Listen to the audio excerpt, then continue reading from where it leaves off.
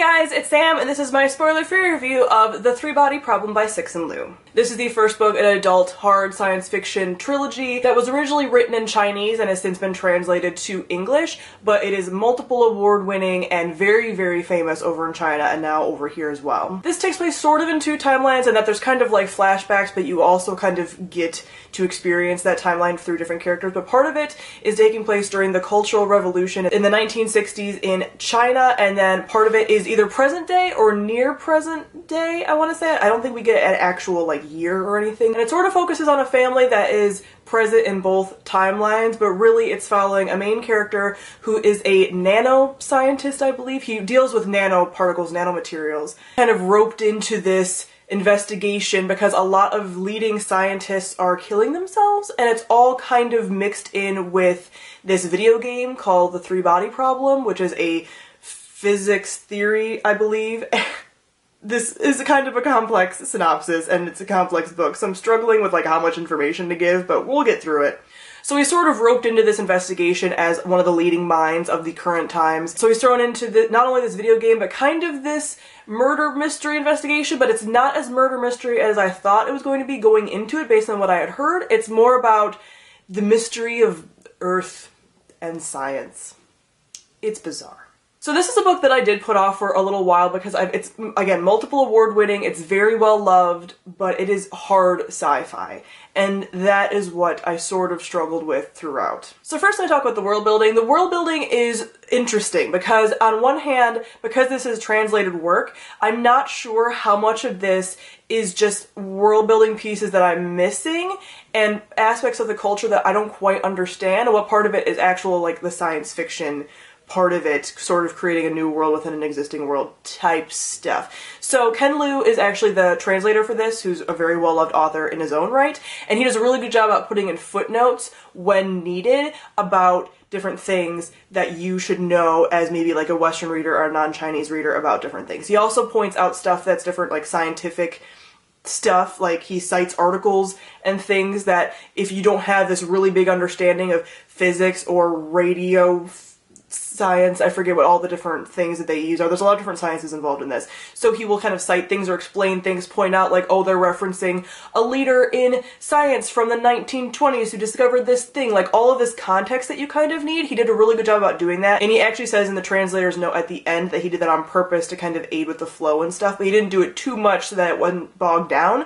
So I do wonder at times where there's parts of like the culture or the science or stuff that I just didn't understand, that wasn't necessarily a part of world building, that was more a part of reality that I just didn't get because I don't get the entire background with it being Chinese and everything else. So there's a lot of things to discuss with that, like the different, like how translated fiction works, and especially when it's genre work, where like, is there stuff that's lost in translation kind of? Am I missing pieces, or am I supposed to be missing pieces? Like, what is this? So that whole world building was interesting. The thing is that this is also, like I said, really hard sci-fi. Like stuff that is based sort of in reality, or could be real, or is based in actual science, so there's really heavy just dumping of information that is very, very scientific. Real scientific. To the point where I was really just glazing over at times, because I'm just like, I can do some sci-fi, I can do some explanations, but this is like, there's parts where the characters are talking to one another and basically like teaching one another as in like a lecture almost format.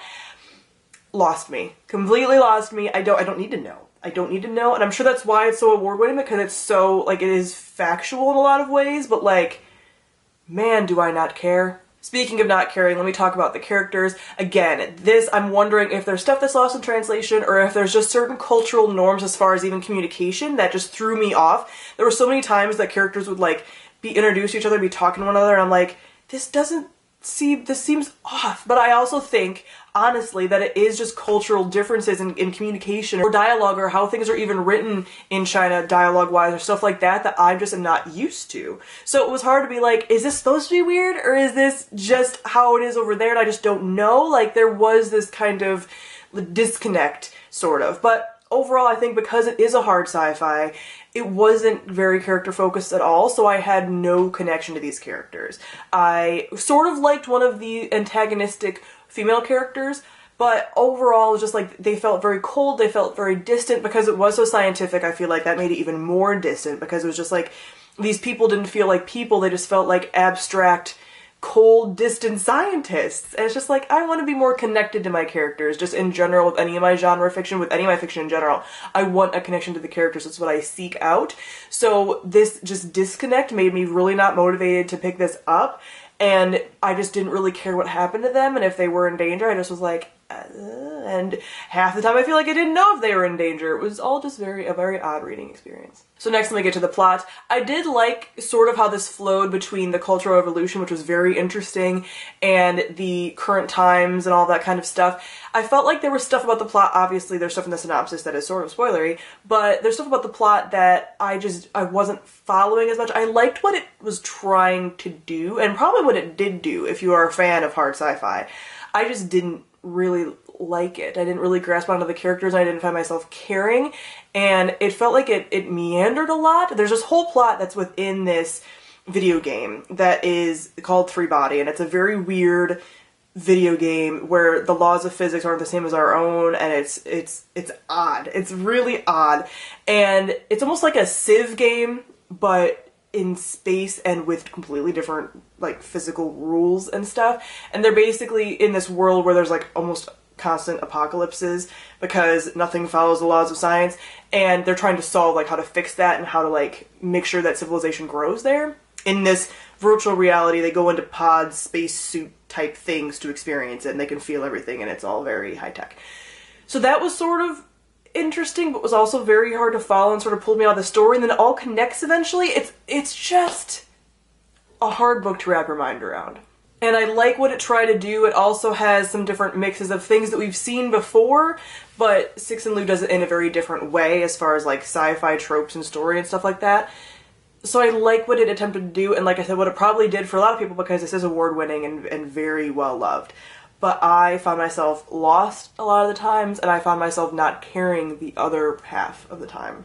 So while I can appreciate this for being a tremendous work of fiction and being like a very amazing hard sci-fi story, again, there's a note in the back from the author, Cixin Liu, who says that he kind of he can physically see in his brain a lot of these scientific theories. Like he can see it. He can see it as like an object almost. So he has an amazing scientific mind.